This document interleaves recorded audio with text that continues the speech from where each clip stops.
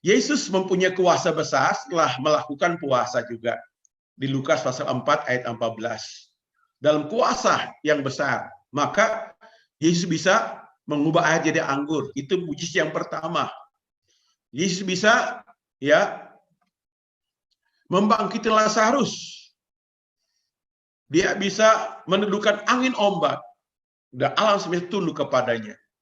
Dia bisa lakukan banyak mujizat yang lain terjadi mewarnai pelayanan Yesus.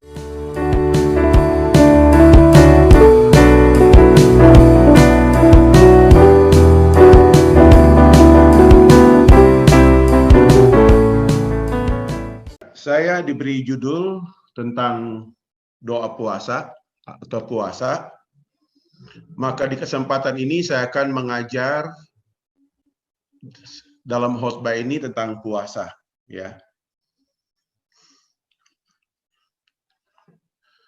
Di sini saya tampilkan ada dua saksi Tuhan. Karena di Alkitab dalam Wahyu pasal yang ke-11 di ayat yang ke-1 sampai ayat yang ke-14 mengatakan bahwa di zaman akhir Tuhan akan mencurahkan atau memberikan dua saksi. Dua saksi ini bukan dua orang, tapi dua jenis pengurapan. Dan urapan yang ada dalam diri Musa dan pernah ada dalam diri Elia turun ke bumi untuk menegakkan kebenaran dan juga memulihkan keadaan yang ada.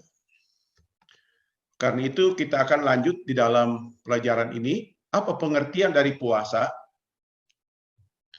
Puasa dalam bahasa Ibrani disebut sebagai som atau stom. Dalam bahasa Yunani disebut sebagai nestia atau nestio. Dalam bahasa Inggris disebut sebagai fast. Puasa adalah menjauhkan diri dari atau berpantang makanan atau minuman. Dilakukan dengan sengaja sehubungan dengan maksud tertentu atau suatu kegiatan untuk mencari wajah Tuhan dan kehendak Tuhan pada jangka waktu tertentu pula. Puasa artinya mencari hadirat Tuhan dengan merendahkan diri di hadapannya agar terjadi rekonsiliasi atau perdamaian dengan Tuhan dan juga dalam diri kita ada disiplin rohani. Puasa menumbuhkan kuasa iman dan urapan Roh Kudus untuk memindahkan gunung.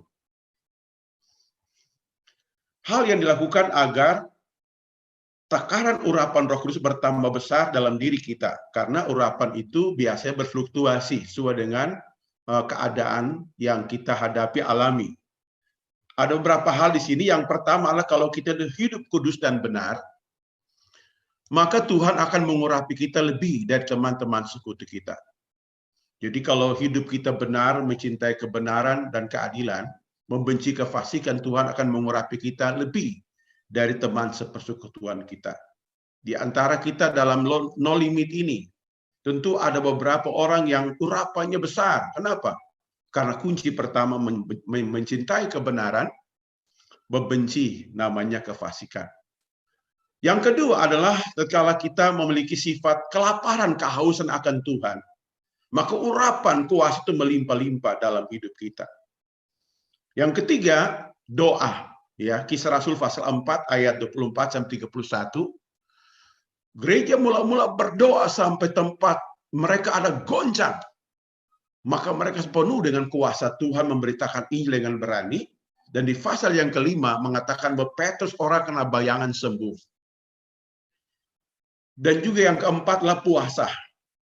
Puasa menghadirkan kuasa Tuhan yang besar. Dalam Kisah Rasul pasal 13 ayat 1 sampai 3, jemaat Antioquia berdoa dan berpuasa, maka lawatan Tuhan besar terjadi. Dan juga kitab Yoel, kita melihat ada puasa yang kita lakukan. Pujian penyembahan, tadi saya nikmati sekali pujian penyembahan sampai dapat penglihatan Nanti saya akan share dalam ini. Tuhan memberitahukan sesuatu untuk saudara. Bahwa dalam penyembahan itu kuasa Tuhan akan semakin bertambah. Yang keenam adalah menyembah dalam roh dan kebenaran.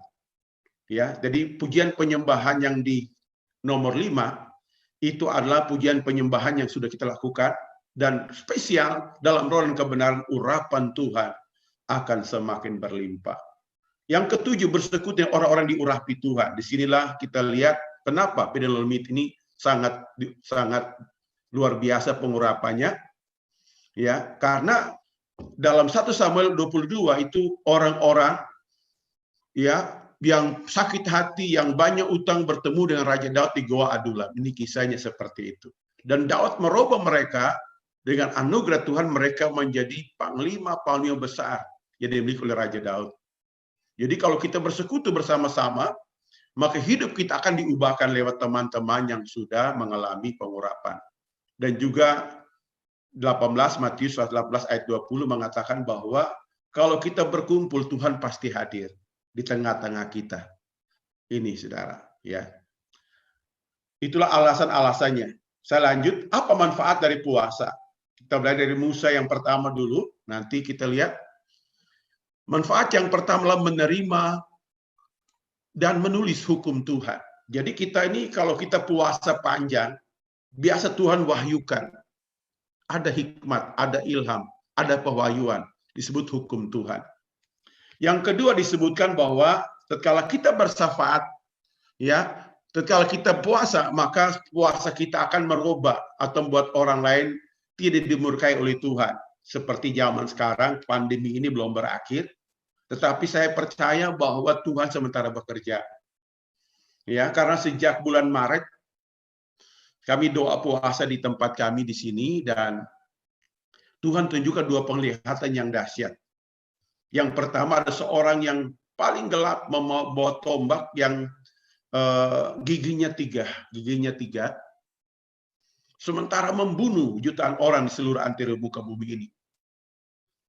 Dan tiba-tiba waktu doa, saya lihat lagi ada Tuhan yang sangat luar biasa, cahaya besar yang bekerja. Tetapi aneh, bekerjanya bagaimana? Dia mencari orang-orang yang punya iman, yang mau jadi partnernya untuk menolong bumi ini. Itu penglihatan yang Tuhan tunjukkan. Dan tadi muncul lagi penglihatan itu waktu penyembahan, ya, ibu-ibu yang tadi penyembahan itu hadirat Tuhan turun dan terjadi kelihatan lagi bahwa Tuhan sementara mencari pria, wanita, ibu-ibu, orang-orang biasa yang menyerahkan hidup kepada Tuhan. Tuhan mau pakai untuk menyembuhkan bangsa-bangsa sesuai dengan Wahyu pasal 22 ayat 1 dan 2. Kota itu keluar mata air dan sebelah menyembah ada pohon yang berbuah. Buah untuk makanan, daun untuk obat. Itulah kehidupan orang yang di sekitar hadirat Tuhan. Berikutnya, di sini ada pengalaman Nabi Elia. Nabi Elia, ya, pengalaman Nabi Elia disebutkan bahwa secara eksplisit atau tertulis bahwa Elia hanya makan pagi dan petang. Saya bisa simpulkan bahwa Elia ini puasa. Karena dia hanya makan pagi, siang nggak disebutkan. Hanya pagi dan petang. Sama dengan orang puasa 12 jam. Makan pagi dan makan sore. Siang tidak disebutkan. Dan hasilnya apa? Itu selama 3,5 tahun di tengah masa sukar. Maka terjadi api Tuhan turun. Dan dia membunuh, membasmi nabi-nabi Baal. Dan dia mencapai kemenangan. Yang berikutnya adalah Elia dalam tahap berikutnya, waktu dia frustrasi diintimidasi oleh Ratu Isabel, maka dia diberi makan oleh malaikat. Malaikat berkata, jalanmu masih jauh dari Karmel menuju ke Gunung Horeb atau Sinai, itu cukup jauh, berjalan kurang lebih 30 hari 1 bulan. Dan itu tidak makan. Malaikat bawa makanan kepada dia berpuasa 40 hari 40 malam lagi menuju ke gunung Allah, dan Tuhan menyatakan kemuliaan kuasanya, dan dia berfirman bahwa Elia diresafel, Elia diganti 3 orang, 3 tim. Yang satu bernama Elisa, satu bernama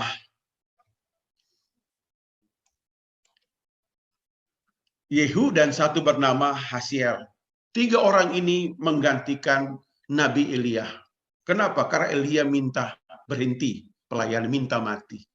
Jadi doa puasa itu menunjukkan bahwa ada pelayanan Tuhan yang kontinu di tengah masa sukar. Dan Tuhan berfirman, kenapa 3 orang Tuhan pilih? Karena melawan setan itu butuh tim. Kalau hanya one man show kalah. Butuh tim. Ya, Tuhan berfirman, kalau Elisa tidak bisa membunuh Isabel, Yehu bisa bunuh. Kalau Yehu tidak bisa, Hazael bisa. Jadi suatu kekompakan yang solid. Jadi mengusir atau bekerja di zaman yang seperti ini, tim ini saya lihat solid. Tuhan bekerja lewat hati ibu-ibu dan bapak-bapak di sini secara luar biasa, dan Tuhan akan bekerja. Selanjutnya adalah Ratu Esther. Kenapa saya angkat Ratu Esther? Karena di sini banyak ibu-ibu yang muncul, bahwa ratu ini dia tidak menikmati kenyamanan sebagai seorang ratu, menghadapi suatu keadaan di mana Mordekai dan seluruh orang Yahudi dalam kesukaran. Maka Esther memaklumkan, puasa 3 hari 3 malam untuk aku. Toh kalau aku mati, tidak apa-apa. Kita lakukan bagian kita. Akhirnya apa? Maka hasilnya adalah mereka hidup dalam kemenangan yang besar. Haman disulah. Ternyata disulah sama orang bakar ikan. Tikaman dari dubur sampai ke mulut. Ditikam dan tergantung hidup-hidup. Itu pengertian dari sulah. Ya disiapkan pada Mordekai. Tapi Tuhan robah karena ada seorang ibu yang militan berkata, puas untuk aku. Kalau toh aku mati, biar aku mati. Puasa itu membutuhkan orang yang punya keberanian. Tidak sayang nyawa. Saya tadi berkata oleh kesaksian, ibu kekasih yang bersaksi bahwa kena COVID, tapi Tuhan sembuhkan. Tuhan akan pakai engkau jadi berkat dan menyembuhkan banyak orang yang frustrasi, yang penuh ketakutan seperti ini. Ya, jadi kalau kita lihat di sini bahwa Haman ya dikalahkan atau dibinasakan karena seorang ibu yang hebat dan luar biasa. Berikutnya Daniel. Nah, kita masuk ke Daniel. Daniel ini adalah seorang yang hebat melewati kesukaran demi kesukaran. Tetapi kenapa dia bisa kuat menghadapinya? Dia menghadapi beberapa dekade raja Nebukadnezar, ya Raja Beltasar, Raja Darius, saudara. Sampai Raja Darius, disitulah dia ambil kesempatan. Tahun pertama pemerintahan Darius, dia mulai mengumpulkan nubuat Nabi Yeremia. Di Yeremia 25 ayat 11 dan 29 ayat yang ke-10. Yang berkata bahwa 70 tahun sesudah masa pembuangan kamu akan dibebaskan. Tetapi janji Tuhan terwujud kalau ada orang yang mencari wajah Tuhan.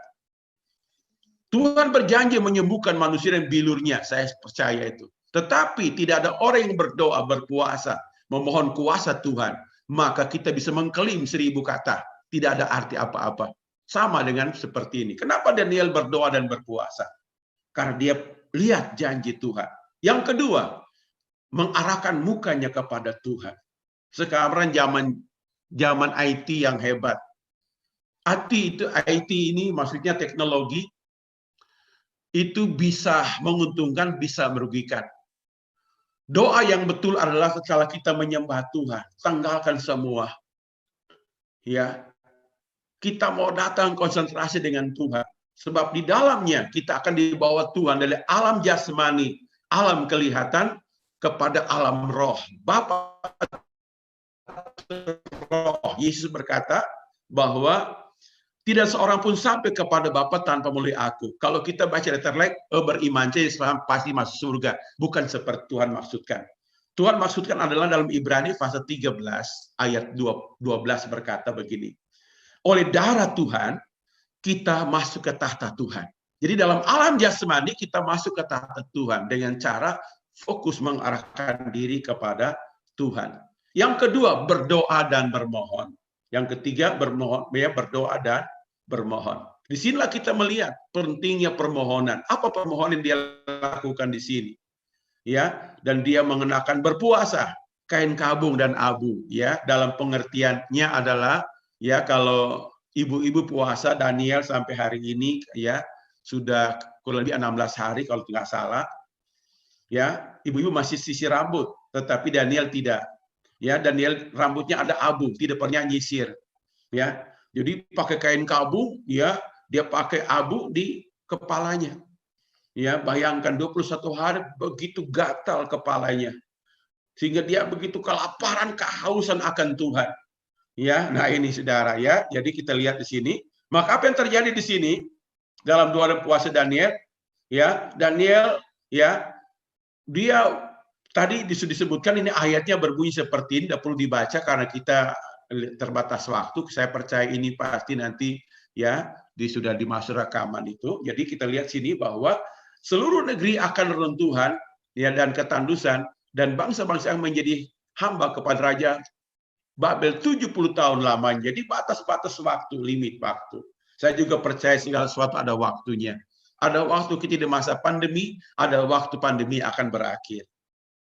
Kapan? Tergantung iman kita. Mau nggak jadi penyembuh bagi bangsa-bangsa?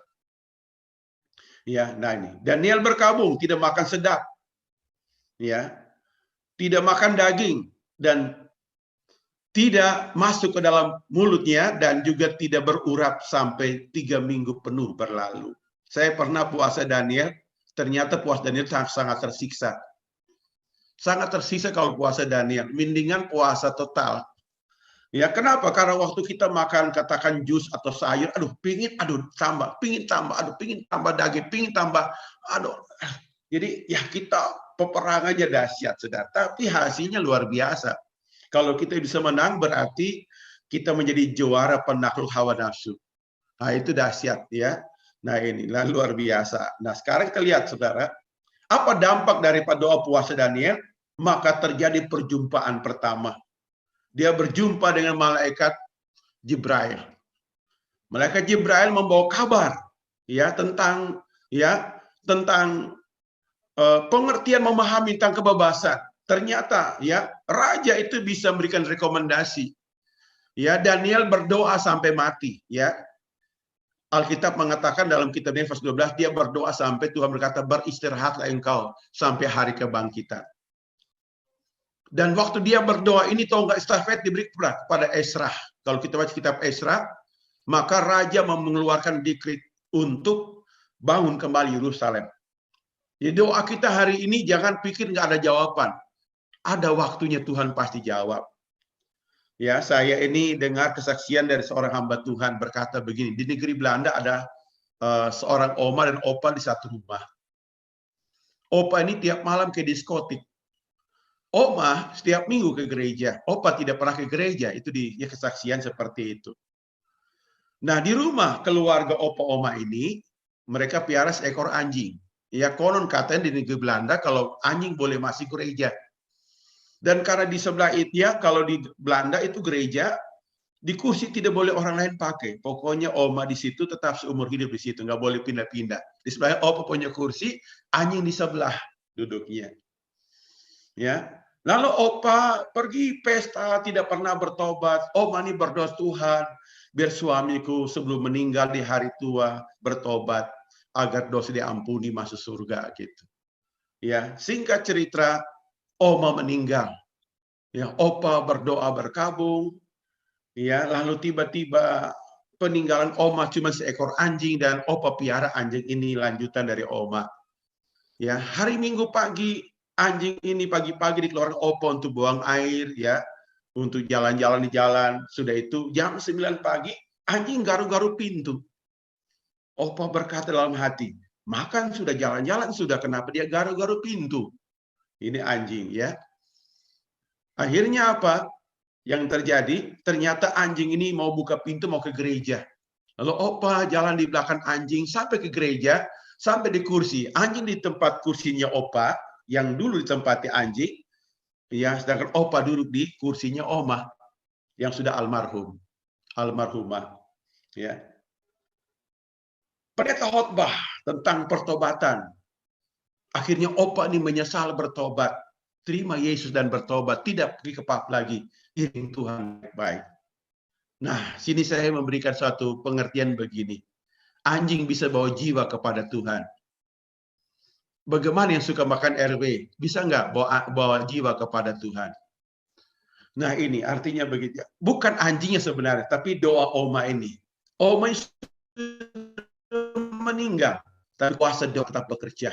Kapan terjadi? Itu pasti terjadi dalam kehidupan. Nah, Daniel pun demikian. Alkitab mengatakan waktu bertemu dengan malaikat, malaikat memberi pengertian kepadanya. Lalu ini di fase yang ke-10. Di fase 10, Daniel bukan bertemu malaikat, langsung raja maharaja bertemu. dalam doa puasa ke 21 hari dia berjumpa dan Tuhan menunjukkan kepada sampai Daniel tunduk pucat pasih, ya, mendapat urapan yang luar biasa. Ya, hilang kekuatan Daniel, pucat sama sekali dan tidak punya kekuatan. Tetapi suara itu memberi kekuatan kepadanya. Tuhan menampakkan diri. Itu artinya kabar baik. Saya punya kesaksian, ya, 2 kali kesaksian mirip seperti ini. Pertama kali saya bangun gedung ibadah di Kota Bitung, saya bangun dengan iman. Artinya saya doa saja, saya tidak punya cukup uang. Saya doa dan saya suruh jemaat, mari kita puasa seminggu. Buka sore seminggu, gitu ya. Pada hari yang ke-6, saya lihat Tuhan seperti gambar ini berjalan-jalan di tempat yang saya kerja itu, yang belum selesai. Ya, saya cuma senyum, hanya lihat gambar, nggak ada suara apa-apa. Ya, lalu hilang begitu saja gambar itu. 3 hari kemudian saya dapat telepon seorang ibu. Pendeta, sini ada masalah besar. Loh, saya berkata masalah besar apa? Tunggu ya, saya akan ke sana. Saya ke rumahnya, ibunya tertawa-tertawa, senyum-senyum. Loh, ada masalah kok tertawa? Biasa orang masalah itu ada sedih, ada murung. Kok dia tertawa-tertawa? Dia masuk ke kamar, dia keluar bawa sebuah amplop coklat. Isinya dia berkata, ini uang saya persembahkan untuk gereja. Saya bertanya, uang dari mana nih? Minggu lalu pendeta doakan rumah untuk laku, sudah laku terjual, ini persembahan kasihnya. Dan 10 untuk pekerjaan Tuhan. Nah, di sini kita melihat bahwa tatkala Tuhan bekerja, dia menampakkan dirinya. Nah, itu mujizat terjadi. Saya langsung beli bahan untuk kami cor lantai 2-nya. Ibu, ya, Aprilia biasa ke sini sudah berapa kali ya, datang sini. Saya sampai malu hati kepada beliau karena datang, kita nggak bayar tiket, hotel bayar sendiri. Wah, luar biasa juga Ibu ya, baik hati. Makasih Ibu Aprilia. Ya, berikan saya uang lagi ya. Sebenarnya yang datang itu sih tuan rumah kasih, dia berikan saya uang, mungkin luar biasa Ibu Aprilia ya, terima kasih ya. Nah gitu. Jadi itulah. Nah, setelah bangun, ada seorang yang iri hati. Dia berduduk sebagai seorang tata kota. Dia bikin surat, gereja harus dibongkar. Wah, saya bilang apa-apaan gereja mau dibongkar? Ya. Lalu saya berdoa, Tuhan, apa jadi ini? Lalu saya panggil lagi, ayo jemaat kita doa lagi. Doa berangan, doa puasa 3 hari. Saya lihat Tuhan berdiri di muka pagar gereja. Gambar yang sama, turun ke situ. Dan sampai hari ini, orang itu sudah diganti, nggak pernah dibongkar-bongkar. Itu pernyataan Tuhan yang hebat, yang dahsyat. Nah, pernyataan yang sama, saya lihat waktu COVID melanda dunia. Kami doa malam, mengerang kepada Tuhan.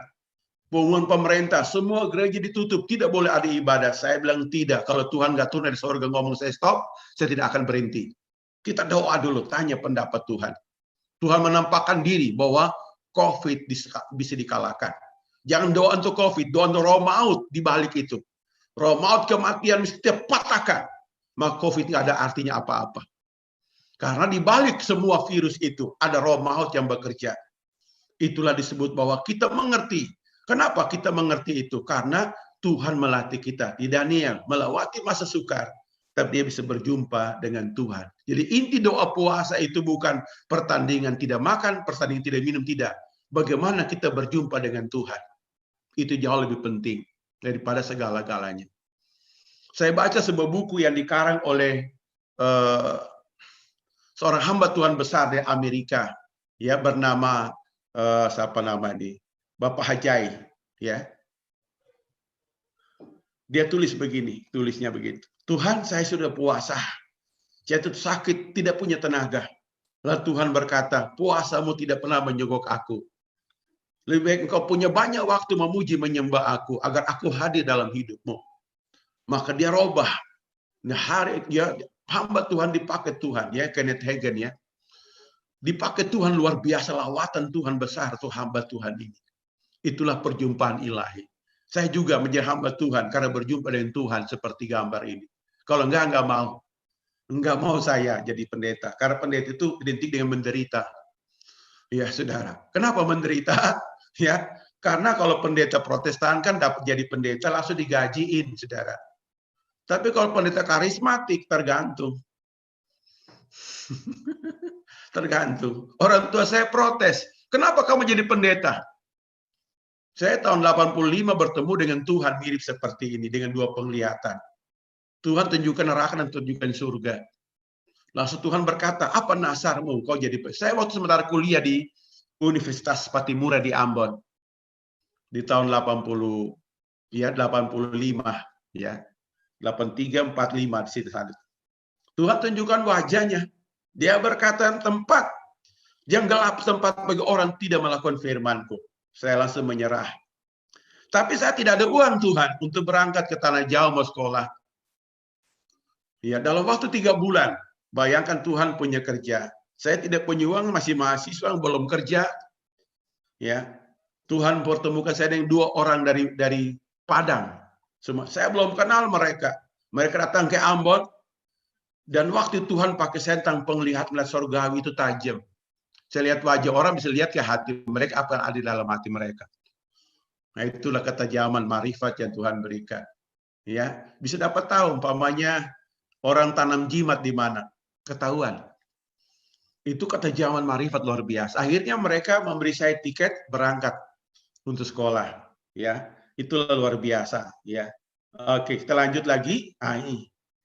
Yesus mempunyai kuasa besar setelah melakukan puasa juga. Di Lukas pasal 4 ayat 14. Dalam kuasa yang besar, maka Yesus bisa mengubah air jadi anggur. Itu mujizat yang pertama. Yesus bisa membangkiti Lazarus. Dia bisa menundukkan angin ombak dan alam semesta tunduk kepadanya. Ya, dia bisa lakukan banyak mujizat yang lain terjadi mewarnai pelayanan Yesus. Orang Farisi heran dan tidak percaya dan berkata, orang ini kerasukan setan. Dia nggak peduli. Tapi ada seorang Farisi yang sangat rendah hati bernama Nikodemus. Dia berkata, saya ini seorang guru besar di tanah Israel. Tidak pernah bikin mujizat yang engkau lakukan. Apa Yesus kata? Engkau mesti lahir baru. Engkau harus diperanakan kembali. Baru bisa engkau lakukan mujizat. Sebab agama tanpa Tuhan itu sama yang Farisi. Dunia tidak butuh agama, karena agama artinya tidak kacau. Dunia butuh pernyataan Tuhan, kuasa Tuhan. Karena dunia sementara sekarat sekarang. Kita nggak bisa main-main lagi, hidup dengan maut hanya saja. Ya, seperti Daud berkata, hanya selangkah saja dengan maut sekarang. Tapi Tuhan cari ibu-ibu, pria wanita yang radikal berkata, saya mau cari Tuhan. Saya mau dipakai oleh Tuhan. Ini ya, jadi kita lihat puasa adalah, saudara, disebut sebagai puasa merupakan pernyataan pertobatan. Ini bagi orang berdosa. Puasa pernyataan pertobatan. Juga berlaku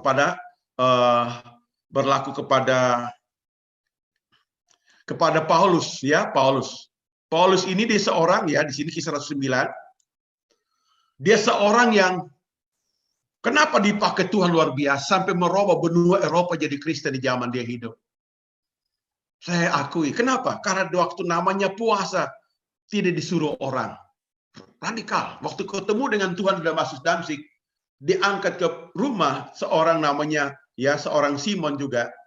Saudara, dia langsung puas 3 hari 3 malam. Tuhan berfirman Ananias ke sana. Saulus menunggu untuk pelayanan. Radikal. Kenapa anak-anak Tuhan di zaman ini tidak dipakai Tuhan maksimal? Karena jadi Kristen tobat hari ini, kumat besok. Bikin dosa lagi. Tapi Paulus, saya belajar dari toko ini, dia Alkitab, radikal. Filipi 3 berkata, aku melupakan apa di belakangku, mengarahkan diri pada panggilan surgawi. Ini puasa yang dilakukan oleh Rasul Paulus. Ya. Lalu kita lihat selanjutnya adalah disebutkan bahwa puasa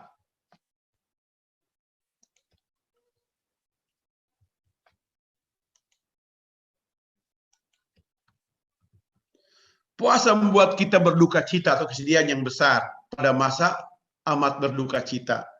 Lalu kita lihat selanjutnya lagi, ini Ratu Esther. Tadi sudah dijelaskan, Tidak perlu lagi masa permintaan secara serius permohonan pribadi atau nasional kepada Allah. Ya, saya baca sebuah buku, ya saya sebenarnya mau kutip di situ juga, tapi tidak perlu tunjukkan saya di sini. Bisa ibu-ibu bisa baca, cari bukunya Derek Prince. Doa puasa menentukan masa depan. Buku ini bagus. Mengutip tentang dokumen Amerika Serikat, presiden pertama George Washington sampai presiden selanjutnya berkata begini. Dalam keadaan yang sulit, presiden umumkan, Amerika puasa mohon anugerah Tuhan. Itu waktu berdirinya negara Amerika. Luar biasa. Maka Tuhan memberkati benua ini dan kota dan bernegara Amerika Serikat. Jadi adik kuasa bumi ini. Karena kegerakan Protestan dari Eropa, karismatik kebanyakan dari Amerika Serikat. Itulah disebutkan sebagai gerakan doa ditentukan oleh pemimpin. Kita lanjut lagi. Merupakan ekspresi karakter kudus pada hari raya perdamaian, merendahkan diri, menyangkal diri. Itu puasa ya. Ya, lalu berikutnya lagi adalah puas lakukan di perjanjian baru. Yesus mengajar tentang puasa. Yesus juga melakukan puasa. Jadi kita lihat puasa itu lakukan sepanjang sejarah. Kalau saya sekarang sudah agak gemuk. Ya, waktu saya di sekolah Alkitab, ya mirip tiang listrik sudah ibu-ibu ya. Kurus. Karena saya suka sekali puasa 3 hari 3 malam. Total. Suka sekali. Ya, hampir tiap minggu saya lakukan itu. Dan pernyataan Tuhan begitu dahsyat luar biasa. Ya. Dan waktu Tuhan latih saya di Jakarta, pelayan pertama di Jakarta mendoakan orang sakit bukan sembuh, mati. Langsung mati. Padahal saya doakan dalam nama Yesus sembuh. Besok pagi si yang sakit ini meninggal. Saya marah-marah kepada Tuhan. Tuhan, kenapa Tuhan tidak sembuhkan ibu itu? Saya sudah doakan, saya sudah bahasa roh. Kenapa Tuhan tidak sembuhkan? Lalu saya jalan-jalan ke Kelapa Gading, waktu itu masih belum kayak sekarang, karena masih itu tahun 86. Ya, saya jalan-jalan, di sana ada toko buku Kristen. Saya beli buku, ditulis oleh John Osteen, bapaknya Joel Osteen. Judulnya Bagaimana Melepaskan Kuasa Allah. Bagus buku kecil itu saya baca. Beliau menjelaskan begini, kalau engkau ingin mujizat terjadi, lakukan langkah-langkah seperti ini. Seperti dia beri ilustrasi pot bunga. Kalau engkau ingin alami mujizat, pertama engkau sediakan tanah yang baik. Yang kedua, taruh benih yang baik pula. Yang ketiga, engkau siram. Siram dengan air. Yang keempat, tunggu. Tanaman akan tumbuh dengan sendirinya. Lalu dia terangkan begini. Kalau engkau beruntung mujizat pertama, bongkar hati orang bersangkutan. Bersihkan. Bongkar semuanya. Lalu yang kedua, sampaikan janji Tuhan tentang kesembuhan ilahi. Sampai dia tumbuh imannya. Baru yang ketiga, engkau siram, artinya engkau berdoa menyembah Tuhan bersama-sama. Di situ kuasa Tuhan seperti air akan turun menyiram benih firman dalam hati orang ini. Dan dia akan tumbuh jadi mujizat. Saya berkata, Tuhan maaf ya, saya salah, marah-marah Tuhan. Saya mempraktekkan seperti itu. Nah, tiba-tiba ada beberapa waktu kemudian ada seorang, ini orang Ambon juga, dia datang dan berkata begini, tolong ya kita ke rumah sakit Pertamina. Ada om saya yang sakit di sana.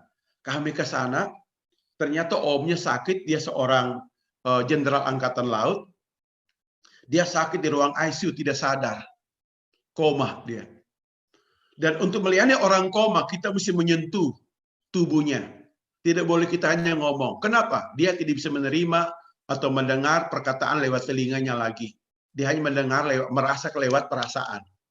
Jadi kita sentuh tubuhnya. Lalu saya ngomong tentang firman Tuhan, janji Tuhan. Saya usir roh maut. Tuhan beri roh kehidupan kepadanya. Kesehatan kepadanya. Saya langsung pulang. Lalu saya pulang, saya langsung balik ke Ambon. Berapa tahun kemudian ketemu dengan bapak ini di Ambon. Lalu ponakannya tanya, pendeta kenal sama om ini? Oh, nggak kenal saya. Ini bapak yang tempo hari doakan rumah sakit Pertamina Jakarta. Oh, aduh, I'm sorry. Aduh, sorry, maaf, saya peluk dia. Dia senyum-senyum. Itu luar biasa. Ya, jadi kita melihat orang koma beda orang normal. Kalau orang normal bisa mendengar lewat indera telinga. Kalau orang yang tidak normal sudah koma itu merasakan lewat ya perasaannya. Kita sentuh tubuh, mungkin saling salaman menyampaikan firman, atau pegang bahunya, atau apa bagian tubuh apa. Kita sampaikan firman, dia tangkap lewat apa tuh panca indera perasaan, rasanya seperti itu. Itu iman tumbuh. Ya, kita sampaikan firman Tuhan, kita share firman Tuhan. Dia percaya janji Tuhan, imannya tumbuh. Tanda imannya tumbuh apa? Dia mulai terharu. Dia mulai mencucurkan air mata. Langsung doakan dalam nama Yesus, sembuh langsung itu. Karena apa? Karena ada ledakan kuasa Tuhan. Karena Alkitab ada iman di bumi, maka terjadi mujizat yang besar. Nah, seperti itu. Ya, itu kesaksian itu. Nah, inilah puasa ya dilakukan oleh gereja mulai memutus misionaris. Ya, sekarang banyak gereja hanya sidang sinode bertengkar lagi. Lalu utus pendeta-pendeta. Hasilnya apa? Banyak gereja penuh konflik karena roh itu dibawa dari sana kemari. Tapi gereja mulai mengutus misionaris. Paulus dan Silas, Barnabas diutus dengan suara nubuatan. Itu hilang di gereja. Makanya sekarang pandemi COVID masuk gereja, banyak pendeta mati. Saya tidak berkata pendeta tidak kudus, saudara. Tapi ini pukulan telak bagi hamba-hamba Tuhan. Bahwa kita mesti perbaiki apa yang salah. Kita mesti jujur di hadapan Tuhan. Apakah gereja kita mirip gereja Imam Eli yang sudah hilang kemuliaan Ikabod? Ataukah gereja masih ada kuasa? Saya beritahu kepada jemaat yang saya layani. Kalau ada dosa di gereja, mari kita bereskan sekarang. Karena maut di ambang pintu kita sekarang. Jangan kita pertahankan yang salah. Kalau kita bertobat sekarang oleh darah Tuhan bisa menyucikan. Jangan kita keraskan hati, menganggap diri benar. Tidak boleh. Kenapa? Karena nyata-nyata ya COVID Indonesia menyerang bukan kiai, bukan haji duluan. Pendeta-pendeta besar di Indonesia meninggal tanpa ada akibat apa-apa. Nah itu. Jadi kita koreksi diri kita. Ya, makanya kita bisa buat steril, makan enak. Betul. Maut itu ada matanya. Dia melihat ini ada dosa enggak? Ya, kalau tabut perjanjian bisa dirampas di zaman ya Imam Eli. Itu bisa dirampas di zaman sekarang karena COVID masuk ke gereja. COVID masuk sekarang. Karena itu saya wanti-wanti berkata, tidak Tuhan, kalau dosa yang tidak kami sadari, ampuni, bersihkan ya Tuhan. Beri kami roh takut akan Tuhan, agar kami semakin sadar untuk melihat. Seperti ini, kalau kita mau misionaris, mesti doa dan puasa. Puas lakukan untuk menetapkan pemimpin, ya pemimpin. Kita lanjut ya. Puasa dilakukan untuk pelayanan pelepasan, pengusiran setan, penyembuhan. Ini kisahnya seperti ini. Ya, Yesus setelah dengan murid-murid sama-sama, murid-murid bertanya, kenapa kami tidak menyembuhkan, mengusir setan di orang itu? Yesus menjawab, karena kamu kurang iman, kurang percaya. Ya, lalu dia berkata, kalau engkau punya iman besar biji sawi, engkau akan perintahkan gunung ini pindah, dia akan pindah. Lalu dia lanjutkan, Yesus berkata begini, jenis ini dilakukan kecuali dengan doa dan puasa. Di doa puasa itu membangkitkan, tadi disebutkan beberapa hal tadi awal tadi 7, ya salah satu doa puasa membangun kuasa Tuhan yang semakin besar. Puasa tetap membuka belenggu kelaliman. Ini orang perselingkuhan di mana-mana. Ya, ibu-ibu menghadap pergumulan itu sebanyak ngoceh. Ya, marah-marah apalagi atau ya sampaikan berita sosmed nggak perlu. Ya, puasa aja, belenggu pasti putus. Ya, nah ini. Jadi ya melepaskan tali-tali kuk. Ini siapa? Diri kita di hadapan Tuhan. Puasa itu hari pertama mesti terjadi pemberesan total. Bersihkan, nangis-nangislah, berteriak-berteriaklah, minta ampunlah. Inilah membuka belenggu-belenggu kelaliman. Berikutnya adalah melepaskan tali-tali kuk yang ada pada diri kita. Lalu memerdekakan yang teraniaya. Itu motivasi daripada kita berpuasa. Orang teraniaya karena ketakutan, ya, orang-orang fobia, ya, ketakutan, keluar rumah ketakutan, sini makan ini takut, kemana takut, semua serba takut. Akhirnya jadi paranoid, ketakutan berlebihan. Seperti ini. Orang-orang teraniaya harus dimerdekakan. Memanggil nama Tuhan dan Tuhan menjawab. Hadirat Allah limpah. Sungguh dahsyat dan luar biasa. Ya, karena Tuhan akan memakai orang-orang seperti ini. Kasihan mirip seperti waktu zamannya tadi sudah disebutkan Imam Eli. Ada seorang ibu yang mandul bernama Hana. Dia tidak makan, tidak minum. Dia juga puasa spontan, tanpa diprogram oleh gereja atau bait Allah atau keluarga. Dia spontan karena bebannya sangat dihina bertahun-tahun karena mandul. Alkitab mengatakan dia tidak makan, tidak minum, dan tidak berseri wajahnya. Dia berdoa, mulutnya komat kami. Terus berjam-jam. Sampai-sampai Imam Eli, bukan sebagai imam yang mengerti tentang penyembahan, dia mengamati mulut perempuan ini. Hanya komat kami tanpa suara. Dan dia berkata, hai perempuan, apakah engkau mabuk? Hana menjawab, tidak Tuhan, aku tidak mabuk. Aku ini seorang yang bersusah hati, mencurahkan isi hati kepada Tuhan. Dan Tuhan menjawab. Tuhan menjawab memberi anak laki-laki. Itu namanya doa puasa, menyadari hadirat Tuhan yang menyelesaikan semua masalah kita. Ini dahsyat luar biasa. Saya lakukan seperti itu. Ada masalah, saya ajarkan kepada seluruh hamba Tuhan yang saya didik. Tidak ada cara kecuali engkau ambil puasa. Cari wajah Tuhan. Ampuni orangnya, usir setannya, engkau pasti melihat kemuliaan Tuhan. Puasa dimaklumkan, diumumkan, ditetapkan oleh pemimpin jemaat bisa, pemimpin negara bisa, pemimpin no limit bisa, ya, atau inisiatif sendiri bisa. Kenapa? Karena itu adalah nilai pergaulan. Memang ini pengajaran tingkat tinggi, tingkat penderitaan. Ya, siapa enggak senang kalau makan es krim tiap hari, saudara? Apalagi di tanah Eropa. Enggak perlu ada lemari es, di kita juga ada, halaman juga ada. Ya, tapi lihat, kenapa kita lakukan ini? Karena kita cinta Tuhan. Kita mau dipakai Tuhan. Hidup ini kesempatan melayani Tuhan. Karena orang benar itu harus ada warisan rohani kepada anak cucunya. Lo orang benar.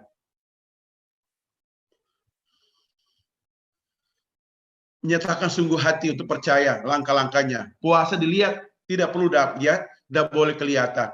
Jadi kalau kita lihat sini bahwa bagaimana puasa mengosongkan diri tujuan besar dalam Sakaria 7. Ya, puasa melandasi kerendahan hati kepada Tuhan. Puasa agar terjadi pemulihan besar. Sudah terjadi dalam 2 Tawarik 7, ini ayat yang sangat terkenal. Ya. Lalu kita lihat, puasa adalah cara terbaik untuk mendisiplinkan tubuh kita. Jiwa kita, roh kita. Dalam 1 Korintus 9 ayat 27 berkata, jangan kita jadi caloh kerajaan surga. Ya, ini Paulus berkata, aku takut kalau aku memberitakan ini aku sendiri dibuang oleh Tuhan, maka ada penguasaan diri, pendisiplinan tubuh jauh lebih penting. Ya, Musa tidak sampai ke tanah perjanjian, padahal lihat ukuran dia, sudah sampai di Yordania, di Gunung Nebo, tinggal 37 kilo lagi sudah sampai ke tanah perjanjian. Tidak sampai. Kenapa? Karena dia seorang temperamen emosional, marah. Makanya puasa itu melatih kita juga untuk tidak mudah gampang marah, tersinggung apalagi. Ya, tak?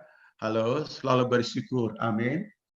Ya, apalagi ya kita melayani di dunia seperti ini, kita butuh penguasaan diri yang tinggi. Banyak hal yang terjadi. Puji Tuhan. Nah, puasa digolongkan menjadi berapa jenis? Ada puasa biasa, berpantang makanan minuman padat, boleh minum air putih atau sebuah jus, air madu. Yang kedua, puasa penuh, berpantang, penuh. Kalau saya anjurkan total ini jangan lakukan sering-sering, saudara. Hanya keadaan genting saja. Jangan jadi rutin. Kenapa? Karena organ tubuh kita butuh supply kesehatan. Contohnya ginjal umpamanya. Banyak orang gagal ginjal, cuci darah karena puasa total terus. Akhirnya kehabisan cairan, jadi iritasi ginjal. Banyak pendeta teman saya cuci darah sampai 750 kali. Meninggal. Seperti itu. Karena pemahaman puasa salah. Selalu penuh. Puasa penuh tiap minggu. Puasa penuh tiap minggu. Ya, tubuh kan bait Allah perlu dirawat juga. Ya, yang saya anjurkan adalah kami lakukan sini adalah puasa biasa yang pertama. Boleh minum air putih sebanyak-banyaknya, tapi tidak makan. Yang kedua puasa bagian bisa, ya, di puasa Daniel bisa sebagian, ya. Yang keempat puasa supernatural dilakukan oleh Musa dan Elia dan Yesus, ya. Jangan kita coba supernatural 40 hari nggak makan nggak minum, hari ke-7 sudah sampai ke surga, udah balik-balik.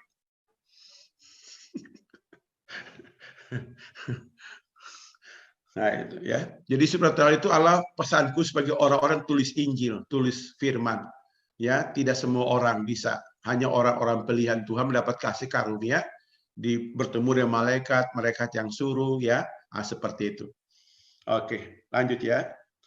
Ya, bagaimana kita puasa yang baik dan benar itu? Kita lihat sini adalah langkah-langkah puasa.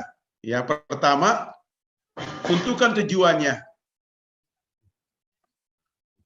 Kenapa nggak turun ini? Bentar. Oh, sorry. Pertama, tunjukkan tujuan. Apa dia?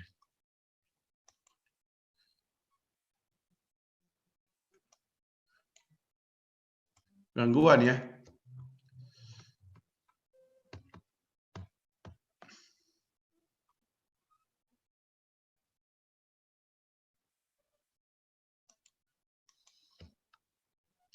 Ya.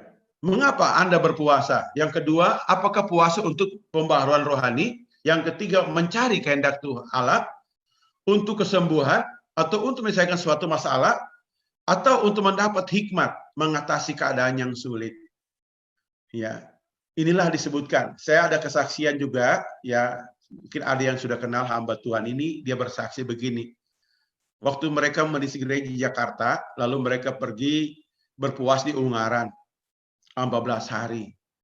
Itu hamba-hamba Tuhan, para leader, mereka pergi di sana, lalu mereka bernasar begini, Tuhan, sampaikan sesuatu untuk kami sebelum kami pulang.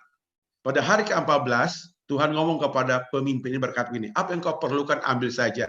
Ternyata mereka bergumul untuk rukoh, tempat ibadah di Jakarta. Tuhan yang ngomong, apa yang kamu perlu ambil saja. Lalu mereka pulang dari Ungaran sampai Jakarta, mereka bikin janji iman, terkumpul uang 5 juta. Datang suara Tuhan lagi kepada hamba Tuhan ini. Bawa uang 5 juta ini ke gereja sebelah. Ya. Lalu mereka kata, tunggu uji dulu, jangan-jangan bukan suara Tuhan. Kita kan butuh uang untuk beli ruko. Suara datang lagi, bawa uang ini ke gereja sebelah. Lalu mereka bawa, antar sampai ke gereja sebelah, maksud gereja tetangga di daerah Jakarta itu. Sampai di sana gembala terima uang, ini langsung semaput gembalanya. Kenapa? Karena dia berdoa, minta uang untuk kelanjutan kontrakan tempat ibadah. Kalau nggak dibayar hari itu, langsung gereja tutup, tidak bisa ada uang lagi. Dia langsung bersyukur kepada Tuhan. Lalu mereka balik ibadah. Ibadah minggu, ada seorang anak muda bawa sepatu bot, di dalam ada uang koin. 1 rupiah, 5 rupiah, terkumpul cuma 10.000 di dalamnya. Dia sambil gemetar, dibawa ke depan. Dia berkata, Tuhan tadi malam ngomong ke hati saya, bawa celenganmu untuk persembahan untuk rumah Tuhan. Dia sambil nangis, ya, dia bawa ke depan. Tiba-tiba ada seorang yang hadis itu baru pertama kali ibadah. Seorang konglomerat di Jakarta berkata bahwa besok kita ke notaris, nanti ruko saya yang beli semua untuk gereja. Di cara Tuhan mengatur hidup kita itu luar biasa, di luar jangkauan. Tugas kita adalah menyembah Dia, taat saja. Karena Alkitab mengatakan, Yesus datang bukan untuk dilayani, untuk melayani kita. Kita menyembah Tuhan, Dia melayani kita. Hebat kan? Luar biasa. Banyak orang sibuk untuk urus Tuhan, nggak perlu. Urus Tuhan seperti Marta, nggak perlu. Ya, Marta itu kalau urus Tuhan, aduh, ibadah gini dulu, ya, urusan ribuah karakter Marta. Tuhan membentuk dengan cara kematian Lazarus. Waktu Lazarus meninggal sudah 4 hari dalam kubur, Yesus datang. Dan waktu Marta berkata, Yesus kalau engkau ada di sisi saudara tidak akan mati. Apa jawabannya Yesus? Justru aku nggak ada supaya engkau belajar percaya. Waktu aku ada di rumahmu, kamu sangat sibuk. Goreng nasi, goreng telur, goreng ini, goreng rica, goreng bawang. Wah, ini ibu-ibu ya, ingat baik-baik jadi di Marta waktu ibadah. Maka saya berkata kepada jemaat saya pimpin, ibadah di rumahmu, jangan coba waktu ibadah masak. Kalau masak 1 jam sebelum ibadah. Kalau kamu sementara ibadah, sementara firman Tuhan kamu masak-masak, saya akan berkata, kita tutup ibadah dan kita pulang. Tidak usah ibadah. Karena kita sini bukan cari makan, cari kehadiran Tuhan. Tuhan, lu mesti hadir. Dan itu menjadi gaya hidup kami. Tidak boleh. Ya, kalau mau makan, silakan 1 jam sebelum ibadah sudah siap semuanya. Jangan coba. Begitupun gereja. Kalau tidak latihan kemarin, jangan coba main di hari Minggu.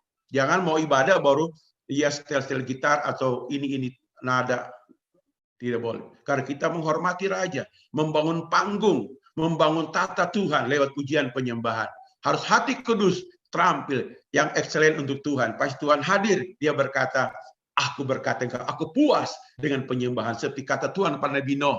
Waktu Tuhan mencium baunya persembahan Nuh, dia berkata, selama bumi masih ada, musim menabur, musim menuai, tetap berlangsung seumur hidup.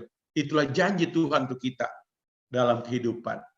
Ya, sehingga melatih kita agar Roh Kudus memperjelas pimpinannya, ya, menentukan tujuan kita berdoa dan berpuasa. Hal ini akan memungkinkan Anda berdoa dengan lebih spesifik dan strategis. Dengan berdoa puasa, kita merendahkan diri di hadapan Allah kita, sehingga Roh Kudus akan mengendalikan jiwa kita, membangunkan gereja kita dan memulihkan negeri kita, seperti yang dinyatakan dalam 2 Tawarikh pasal 7 ayat 14. Luar biasa. Jadikan prioritas utama puasa Anda. Tetapkan komitmen kita berdoa untuk jenis puasa apa yang Anda jalani. Umpamanya kita kalau cocoknya apa, jangan kita paksakan. Kalau kita yang sibuk, tidak usah total, karena kita butuh nutrisi juga. Puasa daily yang paling cocok, atau ke puasa biasa boleh, kalau cuma sehari 2 hari. Ya, Yesus menganjurkan kepada murid-muridnya agar berpuasa. Lalu jenis puasa apa yang dikehendaki oleh Tuhan kita lakukan? Puasa total, terserah, ya, itu tergantung sikonnya. Atau puasa biasa, atau puasa natural, tergantung ke musyawarah keputusan kita, komitmen kita dengan Tuhan. Selanjutnya, ya, lamanya berpuasa. Berapa lama? 3 hari 3 malam boleh. 3 hari lamanya boleh. Ya, lalu berpuasa pada hari itu atau 1 hari juga boleh. Tentukan, ya. Lalu kita selanjutnya berpuasa dengan sikap iman yang positif, artinya melakukan puasa dengan maksud hanya mencari Tuhan, tidak ada cari yang lain. Jangan berpuasa jika terjadi krisis sakit dalam hidup kita. Karena orang mencari Tuhan makin kuat. Artinya begini, kalau tubuh kita lagi lemah, tidak mood, tidak fit, jangan puasa. Baik kita makan, ya, sukacita di kolam renang atau di mana gitu, sukacita, dapat kekuatan. Ya, nanti kalau kita sudah fit, kuat, sehat betul, baru puas. Itu fit yang betul. Jangan-jangan tubuh kita belum sehat betul, kita paksa puasa, akhirnya kita serangan balik, wah segala. Ya, setan berkata, bukan diserang kamu yang bodoh, nggak tahu atur diri. Ya, nah itulah disebutkan. Ya, jadi kita mesti punya hikmat mengatur. Tuhan bukan Tuhan yang pemarah. Karena tugas kita mencari Tuhan dari keputusan yang sudah dengan tubuh kita. Kalau kita sementara sakit, jangan. Ya, tidak dosa itu, ya. Oke. Berikutnya, sebaiknya jika Anda baru pertama kali berpuasa, jangan terlalu lama.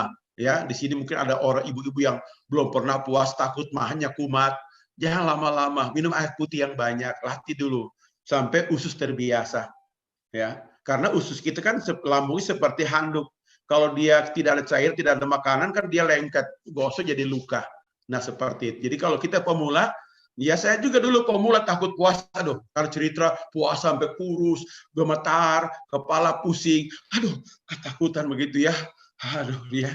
Tapi saya setelah melihat pemakaian Tuhan, hamba Tuhan ya, wah mereka puasa, ikut puasa, wah ternyata puasa itu indah ya. Peperangan rohani cuma hari pertama aja, hari kedua udah enak gitu. Pak, hari pertama udah mimpi, malam mimpi, aduh mimpi ada nanti makan ayam goreng, makan ini, makan itu, udah mimpi, udah wah ya saudara. Hari kedua udah lupa, hari ketiga pingin lanjut lagi, ya itu seperti itu ya. Jadi kita lihat ini pengalaman hari-hari. Oke, selama berpuasa habiskan waktu dengan pujian penyembahan, membaca merupakan firman Tuhan.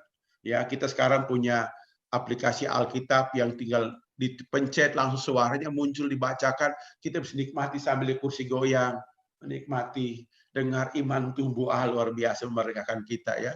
Sementara di kursi goyang, menikmati, ya di bawah ada kolam ikan, ya nikmati aja ya. Haleluya. Dengarkan iman timbul dari mendengar firman Tuhan seperti itu. Ya, sebaiknya tentukan tujuan. Hendak dicapai dia ditulis dalam daftar. Ya, kalau saya punya kebiasaan biasa ada daftar ditulis. Saya doa, tumpang tangan, sekalipun mahal tetap Tuhan berikan. Target yang dicapai bertambah iman. Hindari sikap agamawi memamerkan sedang Anda puasa. Tidak perlu. Ya, kayak agama sebelah ya. Wah, toleransi ya, nggak boleh warung buka ya. Ya, orang kalau niat puasa biar jangan warung dibuka, lihat ayam goreng dibuka, nggak nafsu, karena keputusannya nggak bisa selera makan ya. Oke, waspada terhadap motivasi waktu puasa. Motivasi salah, iya saya 58 ya, ada yang masih sibuk sana sibuk sini, wah mandor di sana teriak-teriak di rumah, ribut-ribut, apalagi ibu rumah tangga sering ribut-ribut, tidak boleh. Sekarang kita udah ya harus belajar sabar di situ ya. Ya itu ya luar biasa. Lalu kita lihat sini ya, perkara jasmani jangan diabaikan di kesehatan. Tadi sudah dikatakan karena tubuh juga bait Allah ya, perlu dirawat ya supaya tetap kuat. Apa gunanya urapan besar tapi sakit-sakit ya enggak bisa. Ya memang kita pakai Zoom seperti ini bagus, tapi ya Tuhan juga suruh kita harus pergi. Secara fisik mesti keluar pergi. Ya kita harus tubuh sehat sehingga tampilnya mantap. Halo, ya kita jaga kesehatan tubuh. Lalu berikutnya, jika melakukan puasa total dibolehkan sampai 3 hari 3 malam. Sudah itu harus diminum air putih kecuali Musa di bawah kuasa urapan yang luar biasa yang prima. Kalau kita belum jadi Musa jangan coba nanti ya. Nggak apa-apalah. Coba juga nggak apa-apa, hari ke-7 pasti masuk surga nggak balik-balik ya. Oke, puji Tuhan. Dan selanjutnya puasa bersama. Ya, akan muncul ya kuasa besar bila kita berpuasa, berdoa bersama-sama. Ya, berpuasa bersama harus saling mendoakan satu sama lain. Perlu tetapkan tempat puasa bersama. Lalu dalam hidup berjemaat memiliki waktu bersama untuk berpuasa. Semua harus mengikuti jadwal bersama. Lalu jangan dengan keadaan emosi agar tetap stabil, jaga emosi, jangan marah-marah, umpamanya kurang sabar atau sedih berkepanjangan, nggak perlu. Ya. Lalu hal praktis waktu puasa, banyak minum air putih, 8 gelas sampai 12 sehari, terus minum. Itu ginjal pasti bersih. Ya. Lalu berikutnya makan perlahan sedikit waktu buka puasa, jangan buka puasa pindahkan gunung balas dendam. Ya, karena sudah 3 hari udah kurus, pokoknya mari kita iman pindahkan gunung, nasi sayur semua masuk langsung terkancing-kancing. Ya, dulu ada pengerja di tempat kami puas 3 hari sudah buka puasa, dia makan mangga mentah, langsung ya ususnya menjadi luka, langsung dibawa ke rumah sakit, kalau nggak bisa koid. Saya tanya kenapa? Ya mereka bilang, aduh ada serangan balik. Saya tanya, kamu makan apa? Mangga. Aduh serangan balik, kebodohan kamu. Ya, terus kata, aduh. Ya, akhirnya bawa ke rumah sakit, bisa diinfus lagi. Ya, seperti itu. Sekarang jadi gembala di Sorong. Ya, puji Tuhan. Ya, buah-buahan yang matang, segar, cocok buka puasa. Ya, itu bagus ya. Hindari pekerjaan fisik yang berat selama berpuasa, sebab hal itu mengakibatkan lemah dan pusing-pusing. Ya. Ya sampai kerjanya sampai cangkul, dorong gerobak, kerja panjat tangga dan sebagainya ya, bawa berat-berat, apalagi di Eropa sehingga mau di kamu tarik ahli sumur, wah sampai begitu, luar biasa. Atau fitness, wah kita mau puasa biar tambah, enggak perlu begitu sampai nanti pulang pusing, dia serangan balik, bukan seperti itu ya. Oke, kita lanjut lagi. Ya, apa tindakan kita sekarang yang terakhir? Maukah Anda berpuasa sebagai tindakan pertobatan? Berpuasa sebagai disiplin rohani dan penguasaan diri. Ya, jadi kita ini ya temperamental, waktu kecil kalau emosi kurang sabar, banyak puasa, nyanyi lagu Tuhan, lembutkanlah hatiku Tuhan. Biar aku lembut sekali. Ya, seperti orang Jawa lembut sekali. Monggo Mas, apa kabar Mas? Ya, berpuasa menerima kuasa urapan Roh Kudus yang besar ya, kerinduan kita. Kita lihat sekarang dunia sekarat, Tuhan butuh pengurapan. Ya. Nah, ini lewat media seperti ini. Ya, saya dulu khotbah di radio. Ya, ini lucu kesaksian saat menutup ini ya, saya malam hari ini. Ya, atau siang di Eropa, ini malam sudah di sini.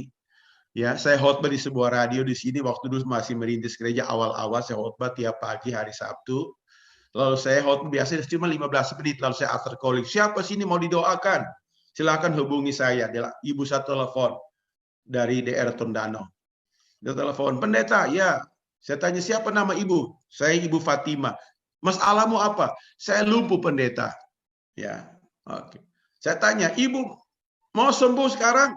Saya mau sembuh, pendeta. Kapan? Sekarang, pendeta. Saya langsung doa. Ayo kita percaya, doa dalam nama Yesus Tuhan. Sembuhkan ibu ini karena dia percaya firman-Mu. Sekarang kami perintahkan roh membuat dia lumpuh keluar. Dan Tuhan sembuhkan otot-ototnya sekarang. Agar bisa berjalan lagi dalam nama Yesus. Amin. Nah, setelah begitu. Sekarang saya bilang, ayo sekarang ibu goyang-goyang kakimu sekarang. Saya tidak lihat wajahnya, saya cuma dengar suara lewat radio. Kalau lewat Zoom seperti ini kan lihat muka. Ayo gerakan. Lalu dia berkata, pendeta, puji Tuhan, sudah berjalan, sudah berjalan, sudah berjalan. Lalu saya tanya, suamimu di mana?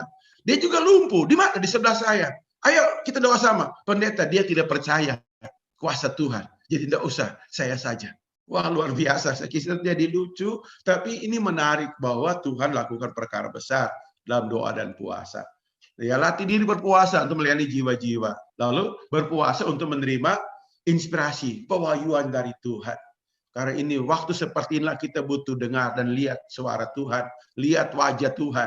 Tuhan itu roh, dia maha hadir.